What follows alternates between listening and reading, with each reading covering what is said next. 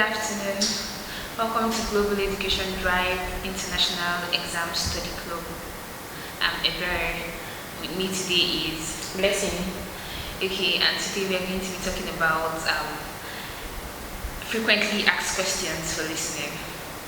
In today's session, we're going to be looking at 10 frequently asked questions for listening. As we all know, listening is a part of IELTS. Alright, there's listening, speaking, writing, and reading. Exactly. So we're going to be talking about frequently asked questions for listening. And our first question today is, how long is the listening paper?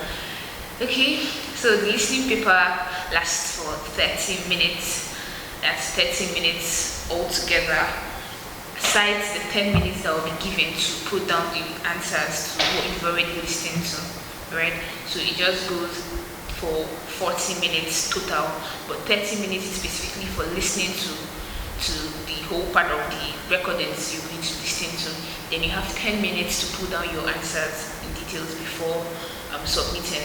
The answers could come in multi-choice questions, they could come in different parts. I think we're going to get there.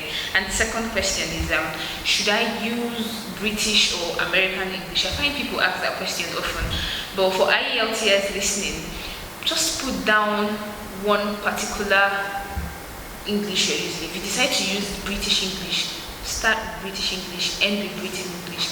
If you decide to use American English, start with it and end with it. Okay, like maybe someone at some point spell organization as ORGNIZATION, and that person removes Z and use S. Alright, something like that. So it depends on what you want. Whatever you're using, the British or American English, just stick to it so you won't have to confuse the marker. Okay, and the third question is, will I listen to the recording once? Okay, can you answer that? Yes. Okay. You can only listen to the recording once. Alright.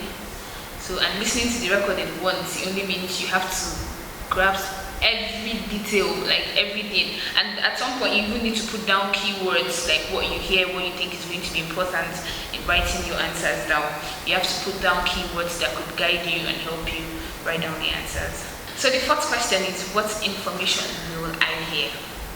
There are 4 types of information you're going to hear. Each section become more harder than the previous one, and it's going to feature different accents than you ever thought you could hear, like maybe British English, American English, and maybe any other person, and maybe someone more fluent than another person. Yes, but mostly British and American English. So it's just up to you to understand what you hear. Yes, and there are 4 sections. 4 sections. The first one is about conversation. What you are going to hear is conversation between 2 people finding out information about something.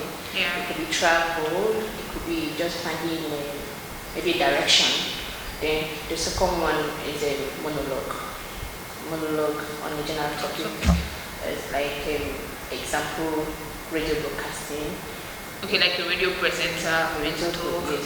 And the third one is a conversation between 2 or 3 people. Unlike the first one that was about but 1 or 2 people. But this one is 2 or 3 people. Then discussing about general academic context. Like academic related, yes. Like maybe discussing an assignment or a project. Yes, exactly. Yeah. So the fourth one is a monologue. That one is a monologue on academic context. Example is lecture. Okay, like a lecturer to lecture a group of people at a particular time, and you being able to understand what he's trying to inculcate to them and however it works. Yeah. Number 5, what type of question will I need to answer?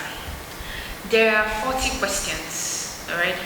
And each of the sections has 10 questions each. Yes. Right, so that's 10 questions for each of the recordings, and total 40 questions. So it's expected that you answer questions according to what you hear, and you expect questions that come in form of words, like answers rather than come in form of words and numbers, flowcharts, sentence completions, Summary completion. Exactly, and then short form answers. Yes, exactly. And then the sixth one, we are looking at how do I answer these questions. Just like every other exam, you have to understand the question to answer. All right. So you have to read carefully every detail on your answer sheet, maybe on your question paper, to be able to answer and to be able to know what to put down. And whenever you're listening to the recordings, you have to listen attentively. So any command you're giving while listening to the recording, you can also put it down at the point needed. Okay, number 7 is how can I improve my listening paper score? First of all, you have to understand that there are different accents to English language, alright? So it's advised that you listen to these accents, these different accents, so that you can be able to tell when you're listening to any of them, because you don't expect to hear American English all the while or British English all the while. They will vary, different people speaking to you. The idea is you being able to comprehend what they are saying, and so you can be able to answer the questions correctly. Number 8, how is the listening paper assessed? Okay, you will be asked a total number of 40 different questions. Okay. So, and the reason for this is for you to be assessed and to know how much of the recording that you understand. Okay, that's like to know how much you understood. Okay, and then eventually you're being scored, I think, 1 point for every question. Yes. Number 9, what is preferable to use in recording the answers? It's preferable to use pencil actually, so that you could be able to erase anything you feel we didn't get right, or maybe the answers you answered wrongly, or maybe when you want to change. But then you should use a pen eventually to submit. The last question, which is number 10, is can I write during the pause between a section? Yes, that's your golden opportunity, because you're expected to write down keywords of what you heard in the previous recording.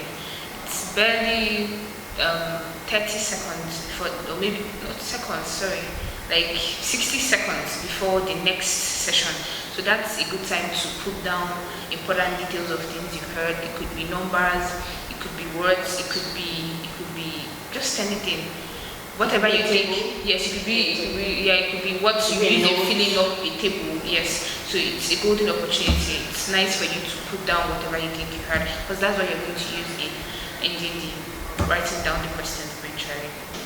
Thank you for listening to today's session on frequently asked questions on listening by IELTS. Next time we're going to have a session, we're going to be doing something different.